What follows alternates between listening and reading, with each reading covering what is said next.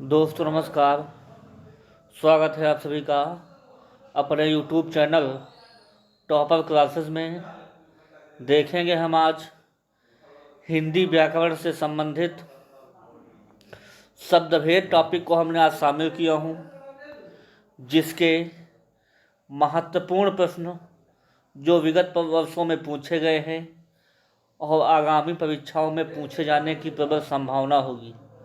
जो भी आपके वनडे एग्ज़ाम हैं, जैसे यूपी टेट है, सी टेट है, VPSC TRE4 है, सुपर टेट है, SSC GD है, सक्षमता परीक्षा है, जहाँ भी आपको हिंदी देखने को मिलेगी उन सभी एग्जामों के लिए ये टॉपिक बेहद महत्वपूर्ण होगा। एक बार ज़रूर देखिएगा। अगर कंटेंट आपको अच्छा लगे तो प्लीज़ लाइक भी कीजिएगा। चलते हैं हम लोग पहले क्वेश्चन पे, देखते हैं। पहला क्वेश्चन है कि दशानन किस प्रकार का शब्द है।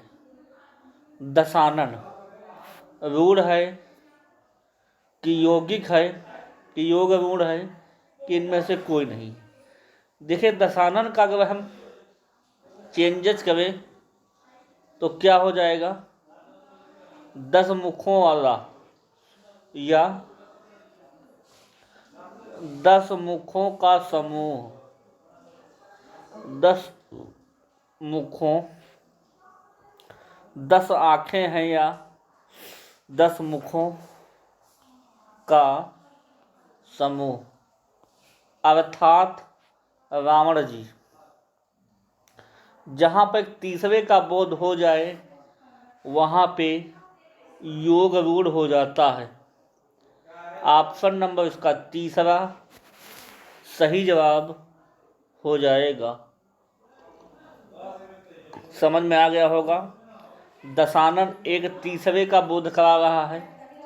10 मुख वाला अर्थात रावण जी होता है, इसलिए जो है इसका ऑप्शन तीसरा सही जवाब हो जाएगा। अगले क्वेश्चन पे हम लोग चलेंगे, देखेंगे।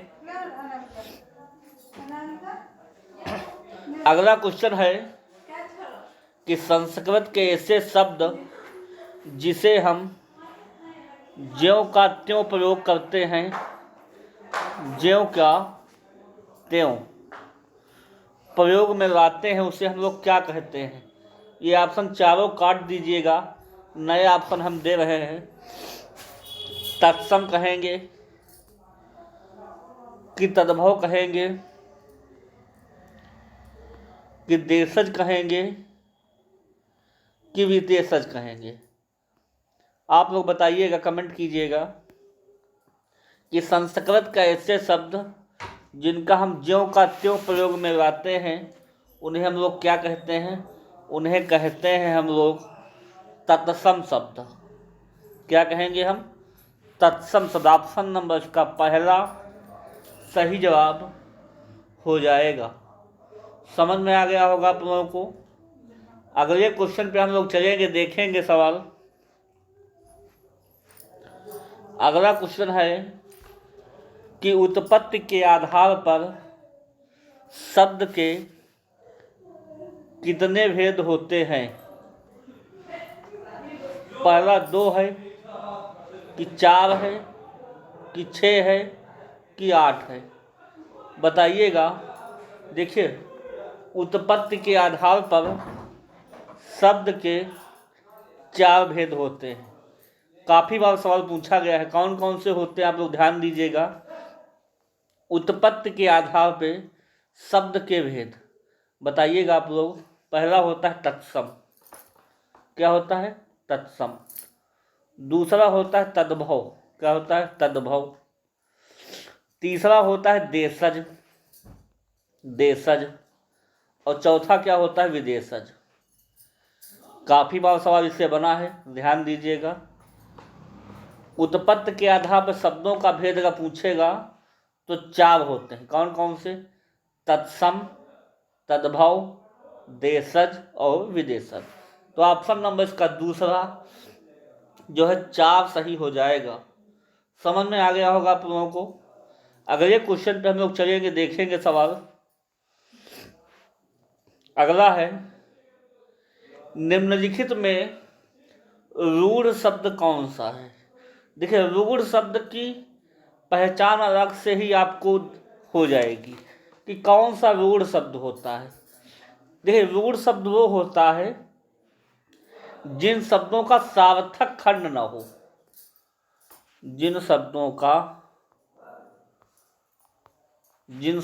का सार्थक खंड ना हो, उन्हें हम लोग क्या कहेंगे, रूढ़ शब्द कहेंगे। खंड ना हो, उन्हें हम लोग क्या कहेंगे, रूढ़ शब्द कहेंगे। तो आपको दूर से दिखाई दे रहा होगा कि रूढ़ शब्द कौन सा है। देखिए, वाचनालय में जो है खंड हो जाएगा, विद्यालय में भी हो जाएगा, समतल में भी हो जाएगा। पशु एक ऐसा शब्द है जिसका कोई भी सार्थक खंड नहीं होगा, इसलिए ऑप्शन नंबर इसका दूसरा सही जवाब हो जाएगा। समझ में आ गया होगा आप लोगों को। जिसके सार्थक खंड ना हो वो रूढ़ कहलाता है। क्या कहलाता है, रूढ़ कहलाता है। अगले क्वेश्चन पे हम लोग चलेंगे, देखेंगे क्वेश्चन क्या बोल रहा है। अगला है कि संकर शब्द का अर्थ है। संकर शब्द का अर्थ क्या है, चार ऑप्शन आपको दिए गए हैं, सही विकल्प का चुनाव कीजिए। पहला तत्सम शब्द है कि तद्भव है, कि विदेशी शब्द होता है, कि दो भाषाओं के शब्दों से मिलकर बना शब्द हो जाएगा। देखिए, आपको विकल्प दूर से चमक रहा होगा, कौन सा सही हो जाएगा। ऑप्शन नंबर इसका चौथा, दो भाषाओं के शब्दों से मिलकर जो बनना शब्द होता है उसे हम लोग संकर शब्द कहते हैं। जैसे लिखा जाए पाठशाला, क्या कहा जाए, पाठशाला कहा जाए तो पाठ धनशाला दो शब्दों के मिलकर बना है, इसलिए जो है ये संकर शब्द हो जाएगा। कैसा शब्द हो जाएगा, संकर शब्द हो जाएगा। समझ में आ गया होगा आप लोगों को। अगले क्वेश्चन पे हम लोग चलेंगे, देखेंगे। देखिए, शब्द भेद बहुत बार पूछा जाता है कंपटीशन में, टॉपिक को तैयार रखिएगा, कहीं ना कहीं आपको देखने को जरूर मिलेगा। देखिए, मेहनत करते रहिएगा। कंटेंट अगर आपको अच्छा लगा हो तो प्लीज़ चैनल को लाइक करिएगा, सब्सक्राइब कर दीजिएगा और बेल आइकन दबा दीजिएगा। जो भी यहाँ से क्लास डाली जाएंगी आप तक सूचना मिल जाएगी। अगला सवाल है कि पाठशाला किस प्रकार का शब्द है। तो पाठशाला बताइएगा रूढ़ शब्द है कि यौगिक शब्द है कि योग रूढ़ है कि इनमें से कोई नहीं है। आप लोग बताइएगा कैसा शब्द है। देखिए, रूढ़ शब्द वे होते हैं जिनके कोई सार्थक खंड ना हो। तो जाहिर सी बात है पाठशाला का सार्थक खंड हो जाएगा। क्या हो जाएगा, पाठ धनशाला। क्या हो जाएगा, पाठ धनशाला। तो रूढ़ शब्द तो कतई नहीं है। और योग रूढ़ वो शब्द होता है जिसमें तीसरे का बोध हो जाता है, जैसे दशानन, पंचानन। समझ में आया, तीसरे का बहुब्रीहि समास उसमें दिखाई पड़ेगा, इसलिए भी नहीं हो जाएगा। इसमें देखिए दो शब्दों का जो है मेल हो रहा है। क्या हो रहा है, और जहाँ पे दो शब्दों का मेल हो जाए वहाँ पे हो जाता है यौगिक। क्या हो जाता है, ऑप्शन नंबर इसका दूसरा सही जवाब हो जाएगा। समझ में आ गया होगा आप लोगों को। अगले क्वेश्चन पे हम लोग चलेंगे, देखेंगे। अगला है कि रचना के आधार पर शब्द कितने प्रकार के होते हैं, एक कि दो कि तीन चार। सीधी बात, रचना में अक्षर के कई गो, तीन गो। तो रचना के आधार पर शब्द होते हैं तीन। सीधी बात, देखिएगा कौन कौन से होते हैं, कौन कौन से रचना के आधार पर। रचना कहे या बनावट कहे, बात एक ही। कभी कोई बनावट कहे जाता है, बनावट के आधार पर शब्द के कितने भेद हैं। तो बनावट के आधार पर जो है शब्द के कितने भेद हैं आप लोग याद रखिएगा। रूढ़ होता है नंबर एक बात, दूसरा होता है यौगिक, और तीसरा होता है योग रूढ़।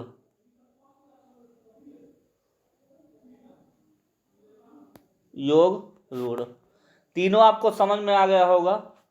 रूढ़, यौगिक और योग रूढ़ हो जाएगा।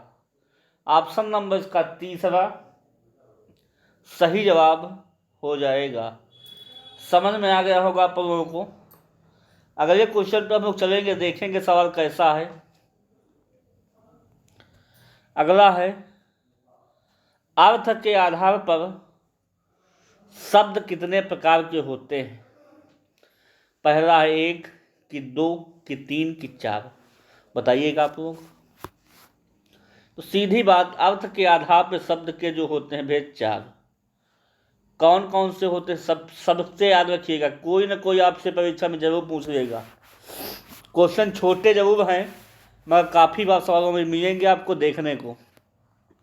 पहला होता है एकार्थी शब्द, जिसका केवल एक ही अर्थ होता है, जैसे गंगा या पटना कह दे, उसका एक ही शब्द हो जाएगा, एकार्थी शब्द कहेंगे उसे हम लोग।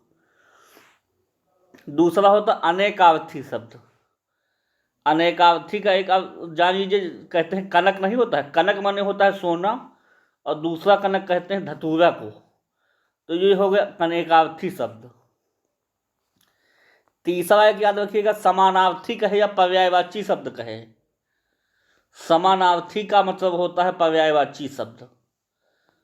समानार्थी शब्द मतलब जिसके समान अर्थ हो, इसे कहते हैं पर्यायवाची शब्द। जैसे सूर्य के कौन कौन से समानार्थी हो सकते हैं? रवि हो सकता है, भानु और भास्कर।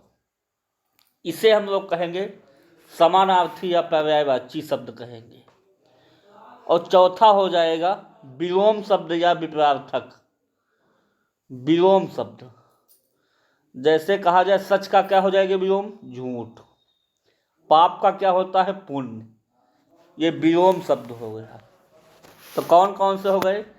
एकार्थी, अनेकार्थी, समानार्थी और विलोम शब्द। ये 4 प्रकार के होते हैं। समझ में आ गया होगा। अगले क्वेश्चन पर हम लोग चलेंगे, देखेंगे। अगले में खलास हो गई, एडजस्ट कर लीजिएगा मित्रों। अगला सवाल है कि लोटा शब्द कैसा है? बिहार पुलिस में पूछा गया है। तत्सम है कि तद्भव है कि देशज है कि विदेशज है? तो आपको सीधा लग रहा होगा, जो लोटा शब्द है ये तत्सम भी नहीं है, तद्भव नहीं है, विदेशज नहीं। कैसा है? देशज शब्द है। कैसा है? लोटा एक प्रकार का देशज है, देश में ही अपने उत्पन्न हुआ है, इसलिए देशज शब्द हो जाएगा। समझ में आ गया होगा आप लोग। अगले क्वेश्चन पे हम लोग चलेंगे।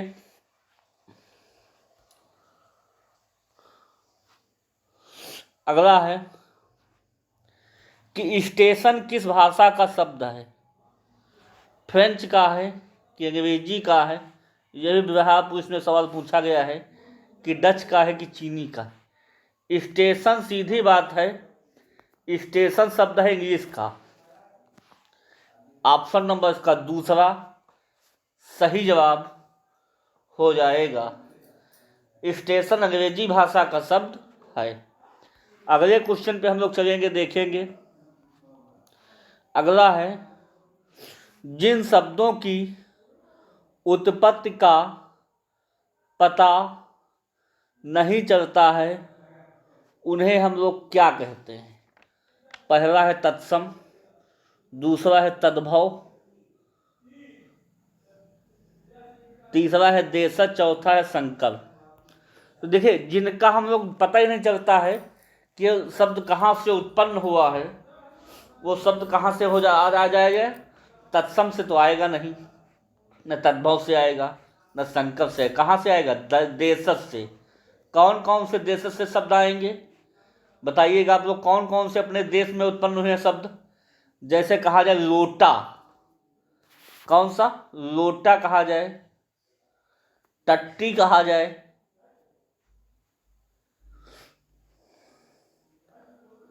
पगड़ी कहा जाए। एक होता गड़बड़, कहते हैं गड़बड़ हो गया काम, एक गड़बड़ हो गया, पगड़ी हो गया। ये शब्द आपके देशज हैं।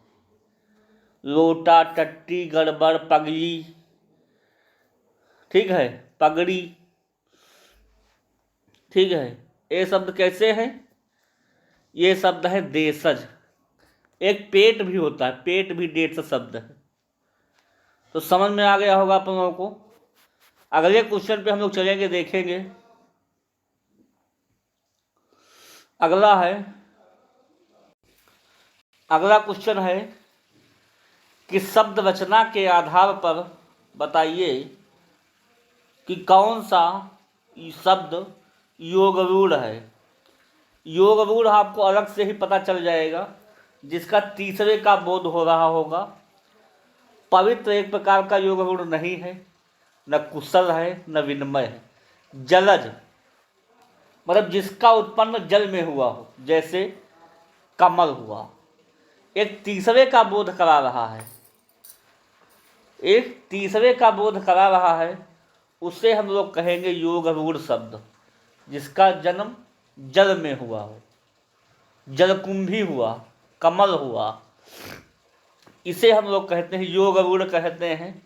तो ऑप्शन नंबर इसका चौथा जलज सही ऑप्शन हो जाएगा। समझ में आ गया होगा आप लोगों को। अगले क्वेश्चन पे हम लोग चलेंगे, देखेंगे। सर्दी लग गई भाई, आप लोग मेंटेन रहिएगा, मौसम बदल रहा है, पढ़ाई भी देखना है। अगला क्वेश्चन है कि निम्न में से कौन सा शब्द तुर्की भाषा का है। कैंची है कि कमरा है कि रिक्शा है कि चाय है, बताइएगा आप लोग। तुर्की भाषा का कौन सा शब्द है? तो आप लोग बताइए किस भाषा का शब्द है। अच्छा बताइए, रिक्शा किस भाषा का शब्द है, बताइए। देखिए, जो रिक्शा होता है वो जापानी भाषा का शब्द है, और कैंची जो है वो तुर्की भाषा का शब्द है। ऑप्शन नंबर इसका पहला सही जवाब हो जाएगा। समझ में आ गया होगा आप लोगों को। अगले क्वेश्चन पे हम लोग चलते हैं। क्या है?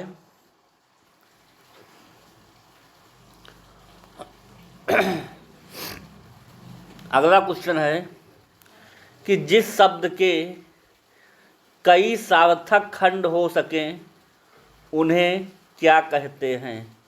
उन्हें रूढ़ कहेंगे कि यौगिक कहेंगे कि योगरूढ़ कहेंगे कि मिश्रित कहेंगे, बताइए आप लोग। देखिए, जिसके सार्थक खंड हो सकें उन्हें हम लोग कहते हैं यौगिक शब्द। क्या कहते हैं? यौगिक शब्द। जैसे कहा जाए राजपुत्र, शब्द एक ही है मगर दो शब्दों से मिलकर बना है, तो क्या हो जाएगा? राजा का पुत्र, राजा का पुत्र। समझ में आ गया होगा आप लोगों को, राजा का पुत्र हो जाएगा। तो यौगिक जो होता है वो उसके जो है सार्थक खंड हो जाते होंगे। समझ में आ गया होगा आप लोगों को। अगले क्वेश्चन पे हम लोग चलेंगे, देखेंगे। निम्न में से एक तत्सम शब्द बताइए। तत्सम शब्द वे होते हैं जिनका प्रयोग, जो शब्द संस्कृत के हूबहू उपयोग में हिंदी भाषा में लाए जाते हैं। समझ में आ गया होगा आप लोगों को। पहला है अनजान, दूसरा सच, तीसरा पत्ता, चौथा घोटक। तो कौन सा शब्द है जो आपको संस्कृत टाइप का लग रहा है? तो घोटक शब्द जो है ऑप्शन नंबर इसका चौथा, घोटक जो है एक प्रकार का तत्सम शब्द हो जाएगा। समझ में आ गया होगा आप लोगों को। अगले क्वेश्चन वहाँ पे हम लोग चलेंगे। अगला है, इस सेशन का अंतिम सवाल रहेगा कि निम्न में से एक तत्सम शब्द बताइए।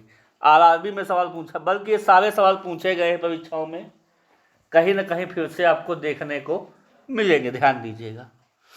पहला है बारात, दूसरा है वर्षा, तीसरा है हाथी, चौथा है आंसू। देखिए आंसू एक प्रकार का, इसका तत्सम शब्द होता है अश्रु। आंसू एक प्रकार का तद्भव शब्द है। हाथी भी नहीं होता, हाथी भी तद्भव है और बारात भी तद्भव है। वर्षा जो है एक प्रकार का तत्सम शब्द है।